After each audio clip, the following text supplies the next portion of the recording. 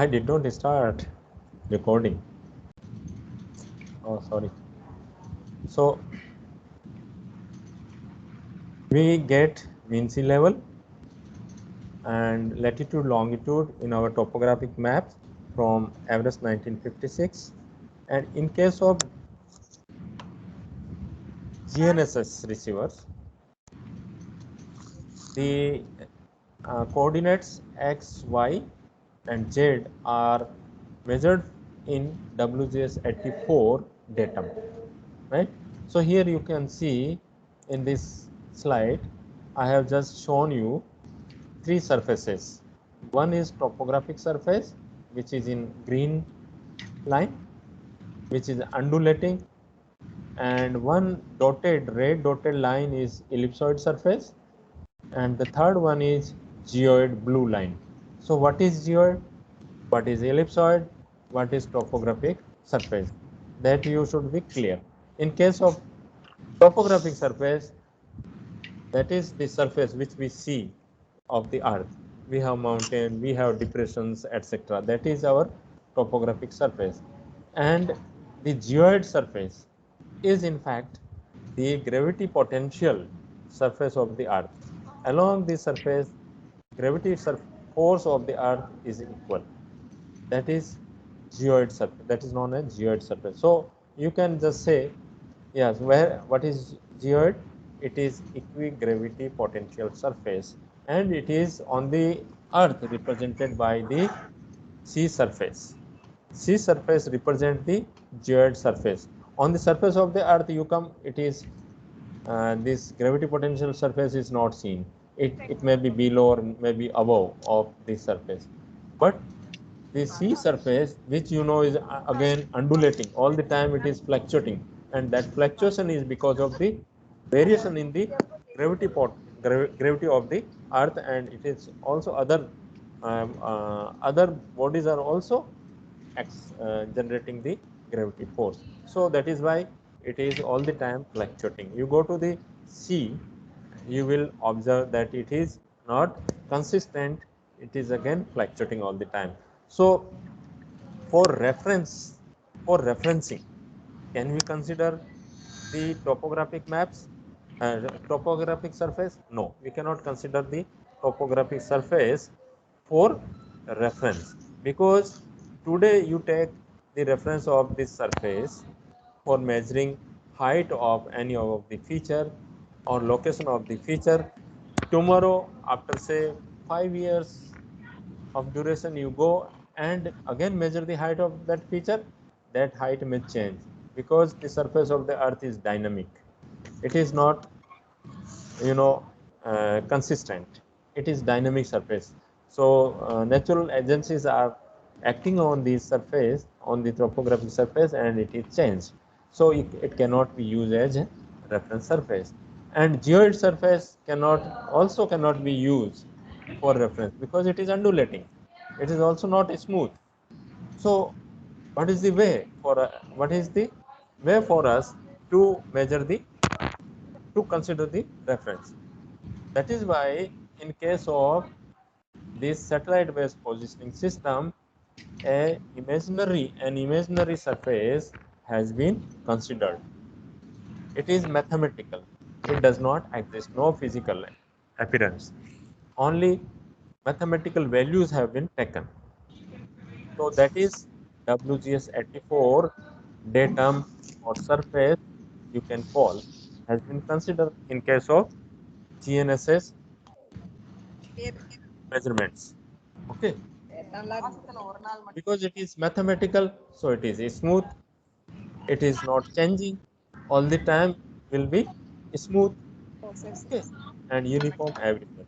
That is why an imaginary surface has been taken into account for measuring the coordinates in GNSS. So many background noise, please mute your mic.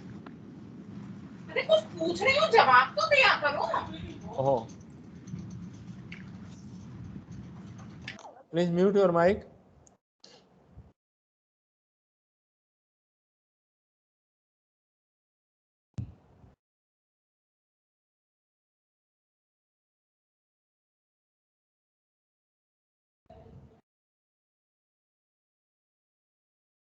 Okay now I think sir कर दिया था जिनका जहाँ से आया था। अच्छा अच्छा ठीक ठीक है सर ठीक. So in case of this satellite based positioning, you always keep in mind that the coordinates which we are getting from GPS GNSS receivers are from WGS84 reference system.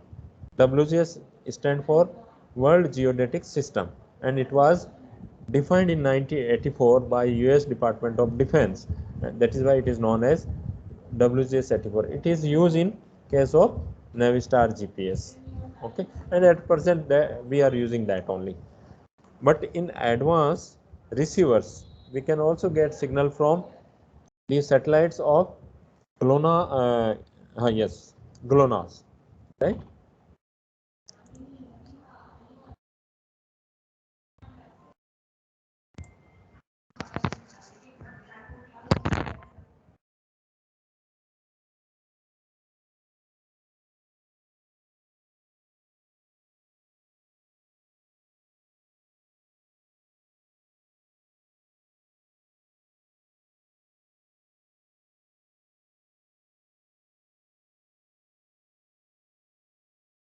Yes. So for you, what is important? Important is that whenever you are using GNSS receiver, remember that your coordinates are in WGS84, and your information which you might have extracted from topographic maps, that is in average 1956. So both will not match. So that is a big constant, and many of the times people do not know why there is a difference in the coordinate of any of the feature of any of the feature we have taken from topographic maps, Survey of India topographic maps, and for the same feature the coordinate we obtained from GNSS receivers. Both will not match because of the different reference system. In case of GNSS positioning, the reference system is WGS84, and in case of topographic map coordinates, the reference system is Everest 1956. Each country, every country is having their own reference system before the age of this satellite based positioning. But now people have, in case of our country, we have open series maps, and all those open series maps are in WGS84 reference system. So the feature which are in open series maps and the coordinates which are collecting from GNSS receiver can match, but the coordinates of feature which are taken from topographic maps, and for the feature the coordinates we take from the GNSS receiver will not match because the reference system is different. So for that we have to transform the coordinates of one system to another system. WGS coordinates you transform into Everest 1956, or information which is in Everest 1956 you transform into WGS 84. Then only both will match and we can work in ArcGIS system. So this you please always remember and keep in mind when you are working in GIS area domain. So that here that I wanted to tell you, and I can little bit introduce you about WGS 84 and the Everest 1956. So in case of WGS 84, where is the origin? Okay, origin of WGS 84 is 100-meter away from the center of mass of the earth. Okay, remember 100-meter away from the center of WGS 84 is 100-meter away from the mass of the center of mass of the earth, and its x-axis is WGS 84. Remember, where is the x-axis? X-axis of WGS 84 is at the intersection of 0-degree prime meridian plane and the equatorial plane of the WGS 84. So remember here two plane. One plane is coming from north to south, and that is known as vertical plane, that is known as 0 degree prime meridian plane. In case of WGS 84, this 0 degree prime meridian coincide with Greenwich meridian plane. We have a line passing through the Greenwich village. Okay, so in case of WGS 84, when they were defining the WGS 84, US Department of Defense, they considered 0 degree longitude, or you can say a plane coinciding with the Greenwich 0 degree plane. Okay, so this is blue line in this figure, the vertical plane, which is 0 degree in case of WGS 84. It is intersecting the equatorial plane of WGS 84. So say this circle or ellipsoid is WGS. Here we will consider ellipsoid because shape of the earth is ellipsoid, not circle. So the ellipsoidal shape, in case of ellipsoid, the semi-major axis and semi-minor axis are different. Okay, so this axis from center to the equator means in this equatorial region, which is semi-major axis, has longer length than the semi-minor axis in the polar region, vertical axis. So that is why it is ellipsoid. It is ellipsoid means it is flattened in the polar region. Earth is also flattened in the polar region and bulged in the equatorial region. So that is why we are considering ellipsoidal figure. So here this 0 degree meridian plane intersect with the equatorial plane of the WGS 84, and here we have got one axis. That axis is x-axis. So where is the x-axis of WGS 84? It exists at the generate at the intersection of 0 degree plane, which is vertical, and equatorial plane. So x-axis we have got. Now where is the y-axis? Y-axis is 90 degree from the x-axis in the direction of east in the equatorial region. This is equatorial region and this is the y-axis. It is 90 degree from the x-axis. Okay, so that is there. Now for orientation we have z-axis. So z-axis of WGS 84 is in the direction of CTP, conventional terrestrial pole, defined by International Agency for Earth's Rotation. Okay, so it defines its orientation. So we have the origin of WGS 84, which is 100 meter away from the center of mass of the Earth. We have x-axis, which is in the direction of intersection of 0 degree and equatorial plane, and y-axis 90 degree from the x-axis in the equatorial region towards the east. So to make this system a right-handed system, we go from this point to this point, value will increase. So it is a right-handed system. So from this x-axis give us the x coordinate, y-axis give us the y coordinate, and this surface gives us the z coordinate. Say for this plus, you see the point plus, which is on the surface of the earth. You get x value, y value, and z value. Z value is the vertical difference between this blue line surface and the surface of the earth. So this blue line represents the surface of the WGS 84. Okay, and this z is on the surface of the earth. So vertical, what is vertical? If we put a vertical passing from this point to the surface of this ellipsoid, we have a distance. That distance is actually z. Z has nothing with the z-axis. Z-axis of WGS 84 is only just to define its orientation. So orientation of WGS 84 is in the direction of CTP, conventional terrestrial pole, which is defined by the International Agency for Earth's Rotation. And we have x-axis. Now see, how do we get x, y, these two coordinates? If we put a vertical from this point to the equatorial plane, it will come here. If we project this point on the equatorial plane, suppose here, this point will be projected somewhere here. isn't it? If we orthogonally project this point on the equatorial plane, it will come here. So if we draw a line from x-axis parallel to y-axis towards this point, it will meet somewhere like this, and we have one line parallel to x-axis in this direction, so to the point. Then we have some displacement parallel to x-axis, parallel to y-axis.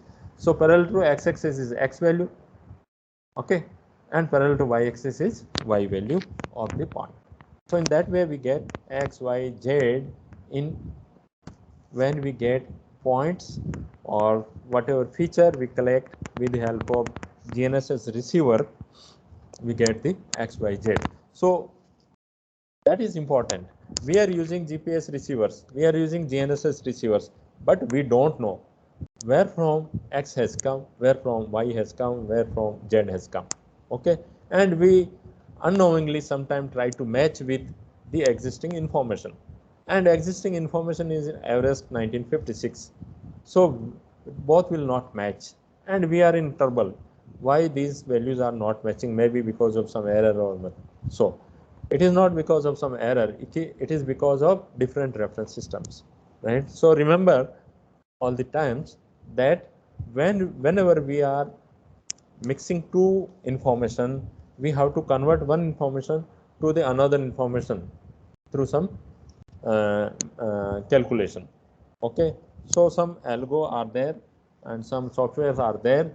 When with the help of those software you can convert the x, y, z into another system, or you can use manually, you can calculate, because there are some calculation available, okay, that is there. So now go to the next. So here also see, this slide is also important for you, maybe important. See, in case of WGS 84, the semi-major axis length is 6378.137 kilometer.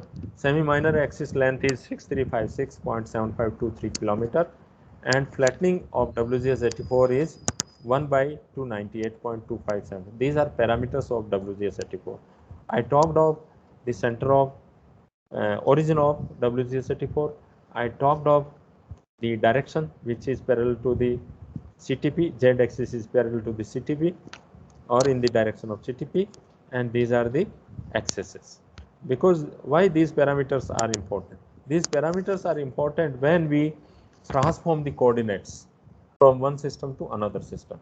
And in case of Everest 1956, the this z-axis of 1956, Everest 1956 is in the direction of semi-minor axis is assumed parallel to mean polar axis. So where is the semi-minor axis of Everest 1956, or z-axis you can say, it, which is defining its direction, is in the direction of mean polar axis. Mean polar axis, mean polar axis of Earth's rotation. So it has different direction. Everest has different direction than the WGS 84. So there is some angular difference also. In case of WGS 84, Z axis or Everest 1956 Z minus. So both have some angular displacement. So coordinate which are obtained in Everest 1956 will not match with the coordinates obtained in WGS 84 because of the difference in direction. Number one. Number two, semi-major axis length is 6377 in case of Everest 1956, and semi-major axis length is 63. Semi-minor axis length is 6356 kilometer. So again, difference in the length. So scale variation will also be there because of the size of the ellipsoids. Because of the size of the ellipsoid, there will be difference in scale as well. So when there is a difference in scale and there is a difference in the direction, the coordinates will not match, right? Coordinate will not match. That is the significance. Okay, someone is there. Okay, so that is important part in case of collecting information with the help of GNSS receivers. Now come on to the DGPS part. Okay, I will show you another PPT.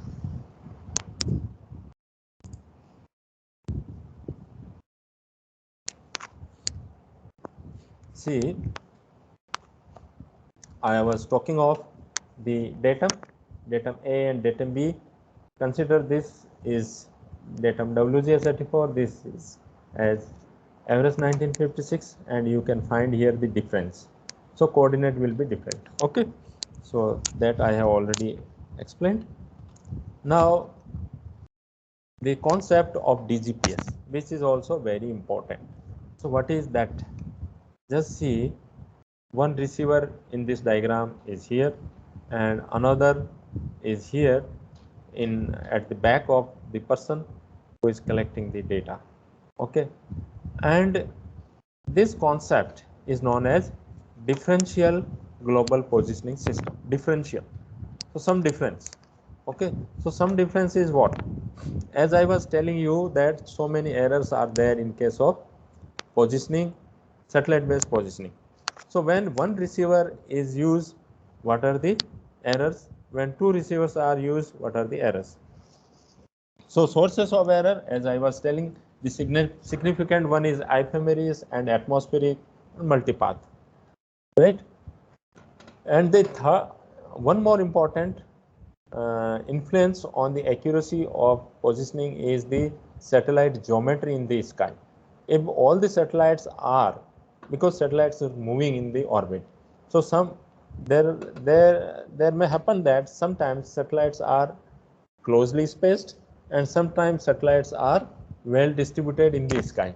So when the satellites are well distributed in the sky, accuracy of GPS receiver will be higher. When the satellites are at one place in the sky, the accuracy of positioning will be degraded or will be poor. So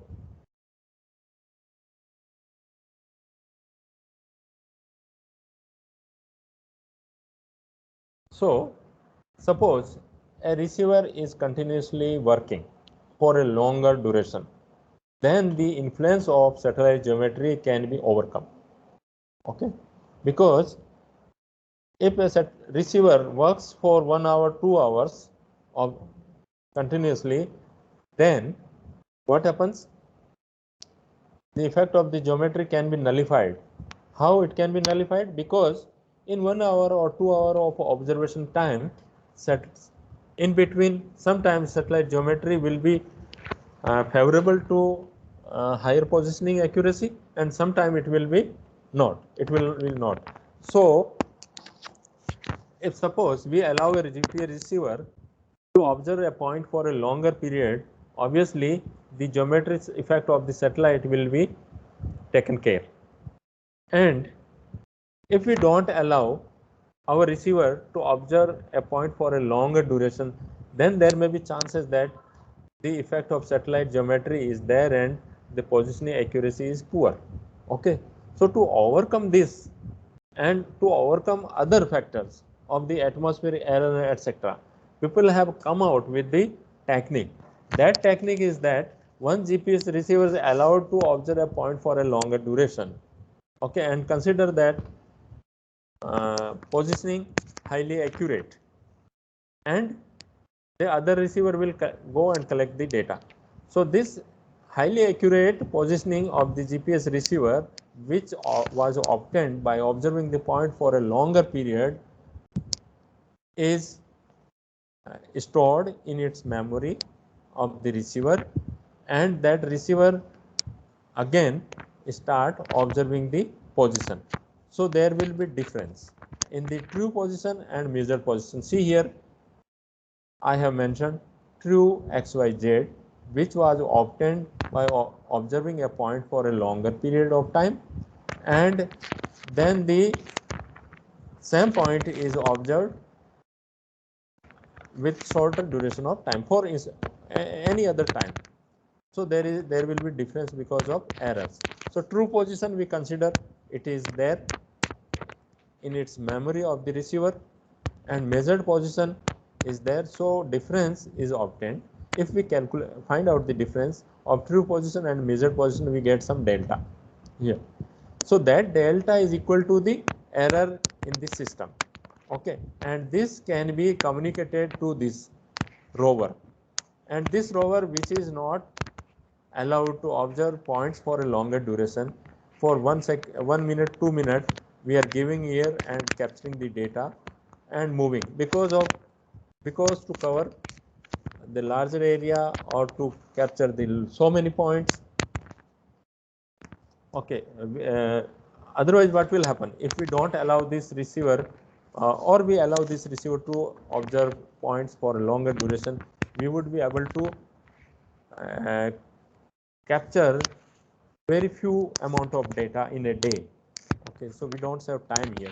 But if we go and collect the data giving only 1 minute, 2 minutes of time to this receiver, we can collect so many of the data in a day. Okay, so what we are doing at this point, we are finding out the delta by having the true coordinates and measured coordinates of this point. This delta is communicated through some local communication system. Radio frequency, free radio frequency is allowed at 4 and something megahertz, and through that frequency we communicate this delta to this receiver, and this receiver at the same time applies this delta and get highly accurate positioning. So that kind of technique is known as differential global positioning system, DGPS. It is known as DGPS, and with the help of this technique we achieve millimeter level of positioning accuracy. Otherwise we don't. Otherwise, as I was telling you, that we get 3 meter, 5 meter level of accuracy depending upon how much time we give to observe the data. Right, so that is the thing. So in case of differential GPS, we have so many techniques. We have static technique that is used to in a static technique. What do we do?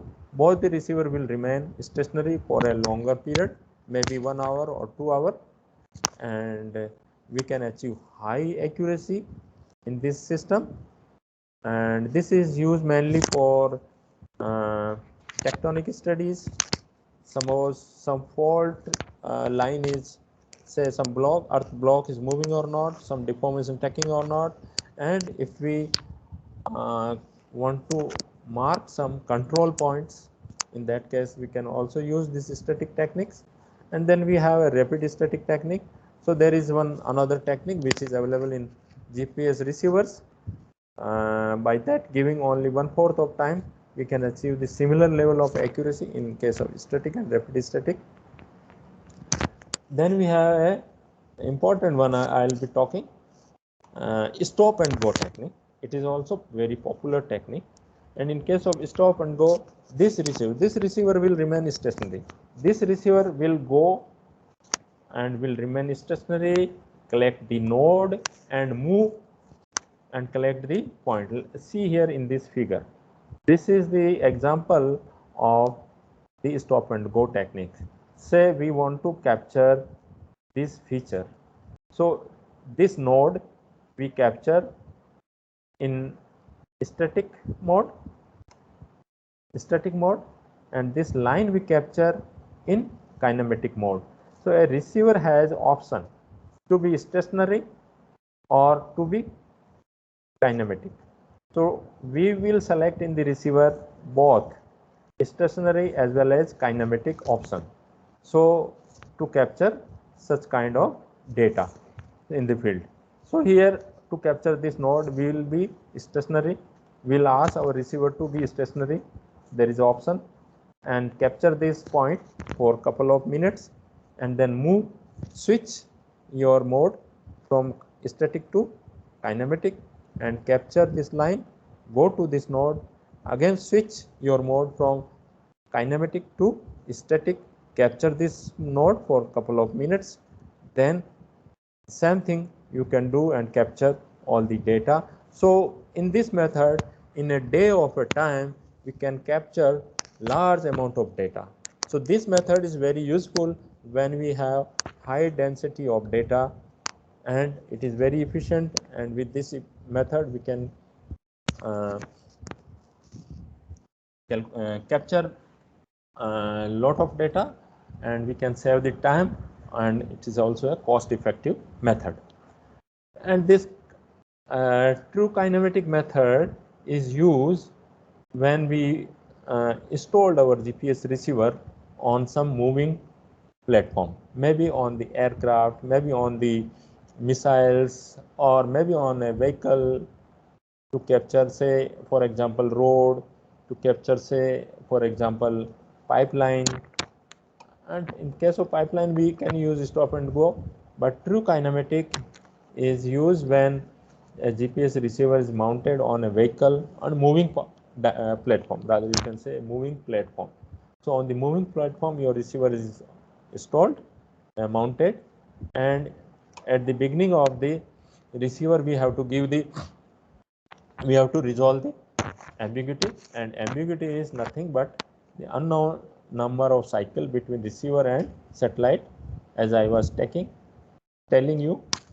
And we can measure the range of the satellite in the beginning, and that range will remain applicable until the loss of log to the 4 satellite is broken. Okay, and again we have to maybe given and predefined rate, the points are recorded in the receiver in case of true kinematic method. Okay, so true kinematic method, real-time static, real-time kinematic means in the real time we are providing the corrections. So time is 141. I want to show you the DGPS in the field, so you remain connected. I'm going in the field. I'll show you how to capture the data just in 15 minutes. At 2 o'clock we can end this session. So next session we may be little late, no worry. It is in-house again. You will be taught GIS software. There will be demonstration on GIS software. So we remain connected. Let's see how many are there. Okay, I'll take your attendance. Actually, in this session, I was trying to cover most of the things about GNSS. That is why it is being extended. Just wait. Remain connected. I'm going.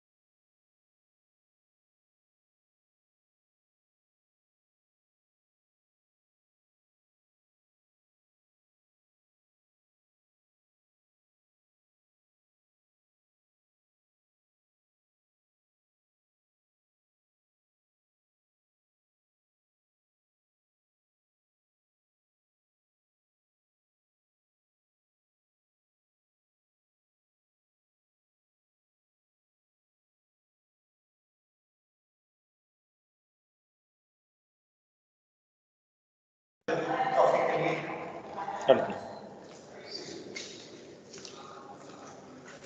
Hello, participants. Hello.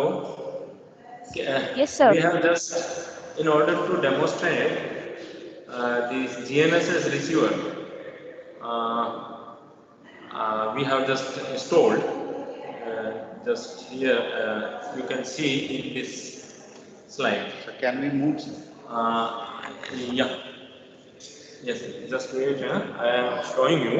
This is very difficult, but I'll try to show you the how we collect the data. Just see this. Maybe you are able to see on a tripod. You can see a controller. On tripod, you can see on the tripod we have fixed an antenna. The top one is antenna. Top one is antenna, and it is fixed on the tripod through the tri-bridge and attachment.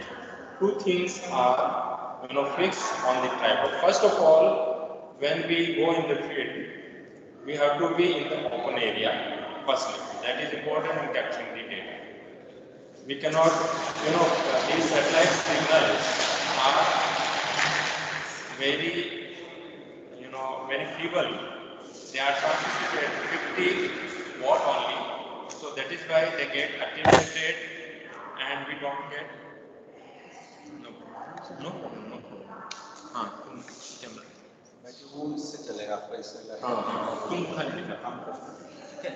So, dear participants, what we do when we capture the data, we take this system and the field. Whatever we are showing here is the differential GPS. We are having Leica manufactured differential GPS system here in our department. This system can provide us millimeter level of accuracy, first of all. That is very important. And it is actually in real time can be connected. Two receiver you are seeing. At present you are not you are seeing only one receiver, but we have two receiver. One receiver is mounted on a pole and another receiver is mounted on a tripod, right? So the receiver which is tripod is known as base or reference. The meaning of that is at base receiver or reference receiver, we calculate the delta, as I was talking in theory part. So delta, difference include coordinates and observed coordinates. So that is first of all obtained here, and that delta is just communicated to the another receiver. That receiver may be the rover receiver mounted on a pole. Okay, so what you see in this mounted on tripod is, here is a tri-bridge. This part is known as tri-bridge, and this part is known as attachment.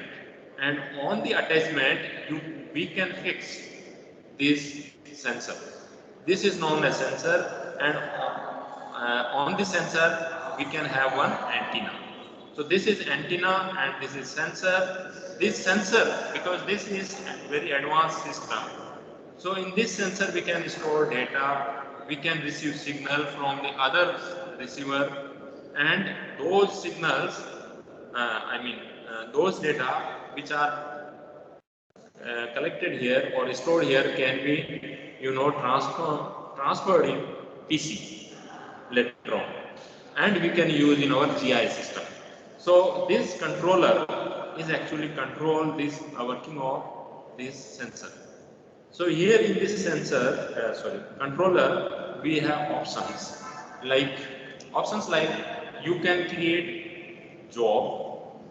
Job means directory. Whatever in the computer, we create our folder in some directory. Similarly, in this controller, you have options, all sort of options. you have, and through those steps, through those menus, you can create one job, and in the job you can usually that is done here is we create code list. Code list is equal to a layer. Say for example, water body.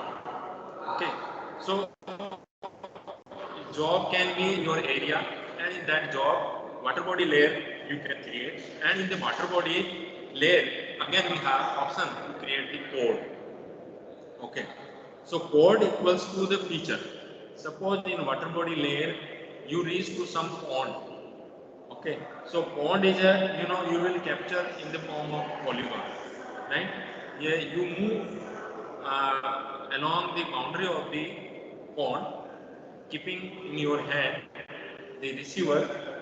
Okay, as I was mentioning, in case of stop and go, you capture some node, you can capture some line, and then end at the beginning of the node.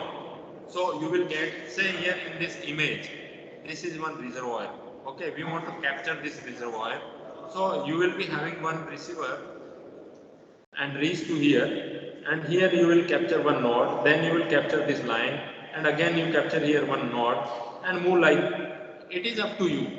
You can capture it as polygon completely, or you can capture it with nodes and line. Okay, so in this controller, you have option to create a job, you have option to create a layer.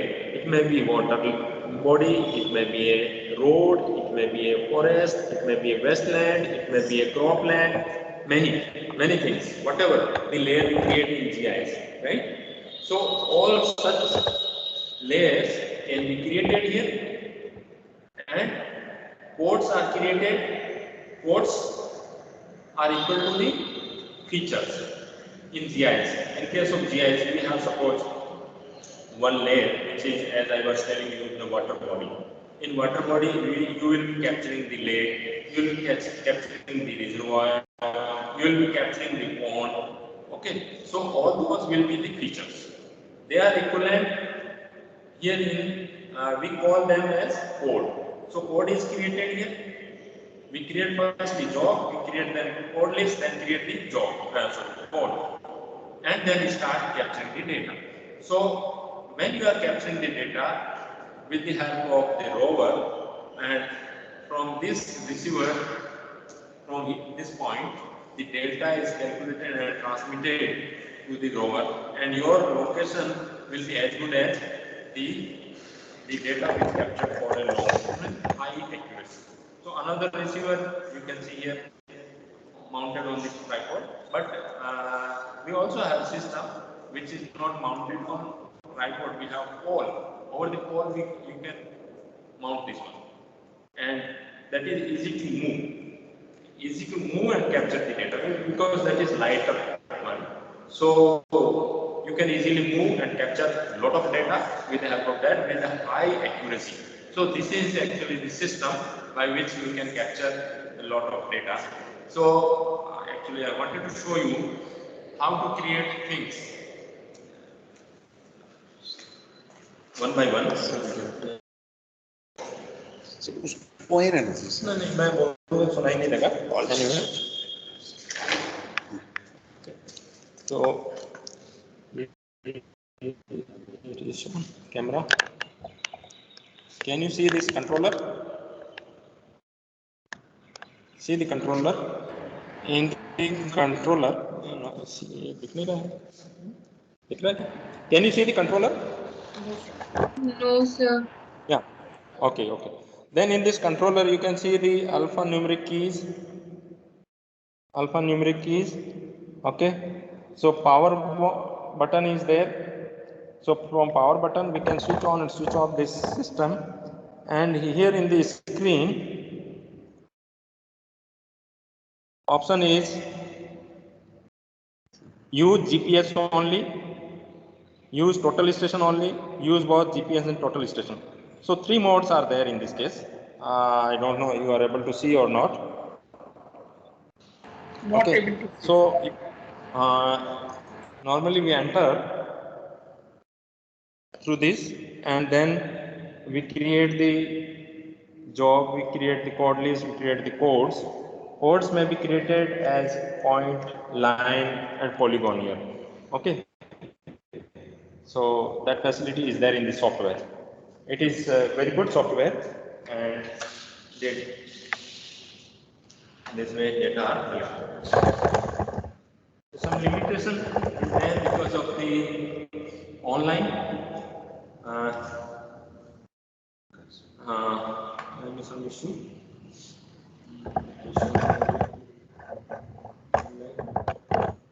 Can we add this here? Can we end now this session here?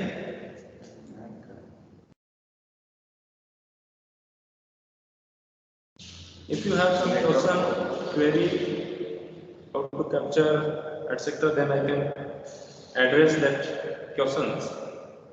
Please let me know.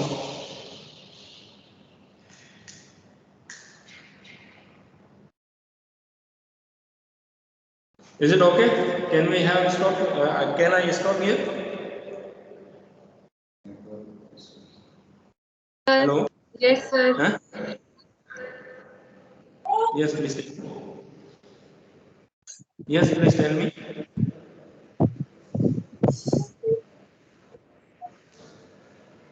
Hello, please tell me. Can we stop for lunch? Yes, sir. Yes, sir. Okay. Okay then. We'll meet after lunch. Okay. The timing? What time? Timing, as per schedule, it is 2:30, but because I am ending it late, so maybe at 2:45. We'll meet at 2:45. Okay, sir. Okay.